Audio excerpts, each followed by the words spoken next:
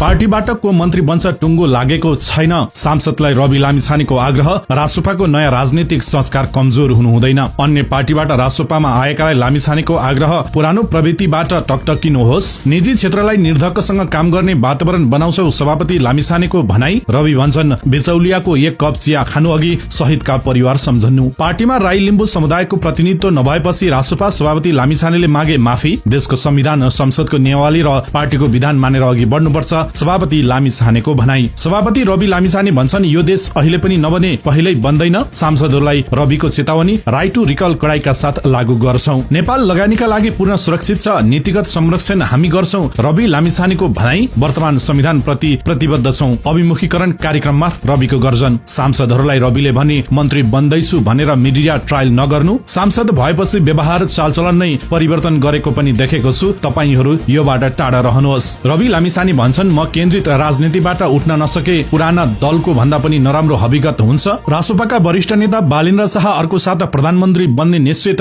तीव्र गतिमा शुरू भयो दौडधोप। निर्वाचन सफल पार्न सहयोग गर्ने दललाई प्रधानमन्त्रीको धन्यवाद र नागरिक लगानी कोषको 36औं वार्षिक उत्सव सम्पन्न। सांसद सुदन गुरुङद्वारा पारिश्रमिक नलिने घोषणाको बचाउ गर्दै पपुलिस्ट तत्त्वहरूलाई कडा र स्पष्ट शब्दमा प्रहार। एमाले महासचिव शंकर पोखरेलद्वारा बालेनको चुनावी लहरलाई सन् 1984 को भारतीय राजीव लहरसँग रोचक तुलना। रासोपा सांसद आशिका तामाङद्वारा आफूलाई बोल्न नआउने आलोचनाको कडा प्रतिवाद गर्दै विशेष प्रशिक्षण क्लास शुरू। सांसद हरि ढकालद्वारा आगामी 5 वर्ष जनअपेक्षा अनुसार सुशासनका लागि मुहान देखिने शुद्धिकरण गर्ने उद्घोष। निर्वाचन आयोगले बिहीबार समानुपातिक सांसदलाई प्रमाणपत्र वितरण गरी राष्ट्रपति समक्ष निर्वाचन प्रतिवेदन बुझाउने तयारी पूरा। ताप्लेजुङमा आधा भरिएको एलपी ग्यासको मूल्य 1300 निर्धारण भएपछि उपभोक्ताहरू चर्को महँगीको मारमा परे। खोटाङको बेलाबेसीमा एयर डाइनेस्टीको हेलिकप्टर दुर्घटनामा परि एक घाइते भए पनि 5 जना यात्रु भने सकुशल। झापाको भद्रपुरमा प्रहरीको विशेष छापा मार्दा खैरो हेरोइन सहित 7 जना लागु औषध कारोबारीहरू नाटकीय रूपमा पक्राउ परे। कञ्चनपुरमा जग्गा विवादले निम्त्यायो भयानक रूप, जहाँ छोराले आफ्नो वृद्ध आमाको हत्या गरी बहिनीलाई समेत घाइते बनाए। नेपाली बजारमा सुनको भाउ तोलामा 2200 ले ओह्रालो लाग्दै सुनचाँदीको मूल्यमा ठूलो गिरावट। गण्डकी प्रदेश क्रिकेट संघको मुख्य प्रायोजकमा अस्ट्रेलियाको प्रतिष्ठित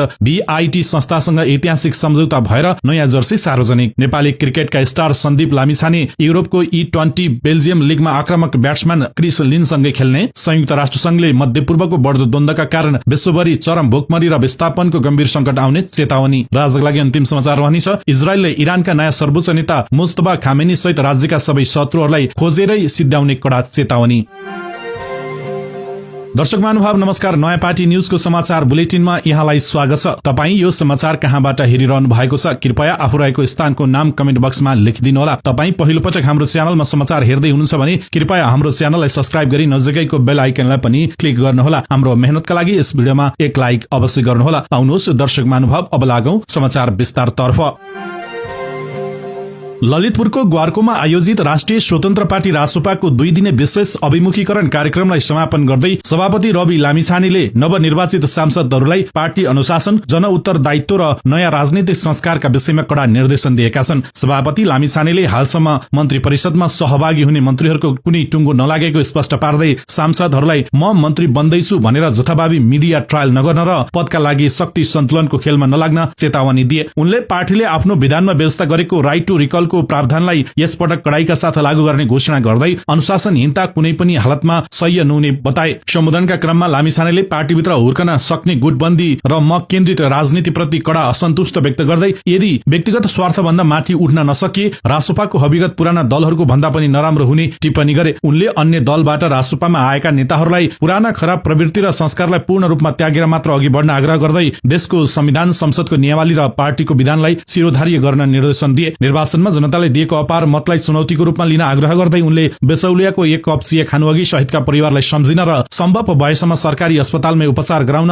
सांसदहरूलाई सुझाव दिए। लामिछानेले रासोपाभित्र राई र लिम्बू समुदायको प्रतिनिधित्व हुन नसकेकोमा सार्वजनिक रूपमा माफी माग्दै आगामी दिनमा समावेशितालाई प्राथमिकता दिने प्रतिबद्धता जनाए। यसका साथै उनले निजी क्षेत्र, गैर आवासीय नेपाली र अन्तर्राष्ट्रिय लगानीकर्तालाई नेपाल लगानीका लागि पूर्ण सुरक्षित रहेको आश्वस्त पार्दै नयाँ सरकारले नीतिगत संरक्षण गर्ने र सुशासनको नयाँ मानक स्थापना गर्ने दावी गरे। कार्यक्रममा वरिष्ठ नेता बालेन्द्र शाह बालेनको अनुपस्थित रहे पनि लामिछानेले पुराना नेताहरूको त्यागलाई सम्मान गर्दै वर्तमान अवस्था र संविधान प्रति आफ्नो पार्टी पूर्ण रूपमा प्रतिबद्ध रहेको र शासकीय स्वरूपमा सुधार आवश्यक रहेको कुरामा जोड दिएका छन्। राष्ट्रिय स्वतन्त्र पार्टीले निर्वाचनमा ऐतिहासिक सफलता हासिल गरेसँगै वरिष्ठ नेता बालेन्द्र शाह बालेनलाई प्रधानमन्त्री बनाउने तयारी तीव्र पारिएको छ। प्रत्यक्षतर्फ 125 र समानुपातिकमा 27 सीट जितेको रासोपाले चैते 10 गतेदेखि 12 गते भित्रै सरकार गठन गर्ने लक्ष्य राखेको छ।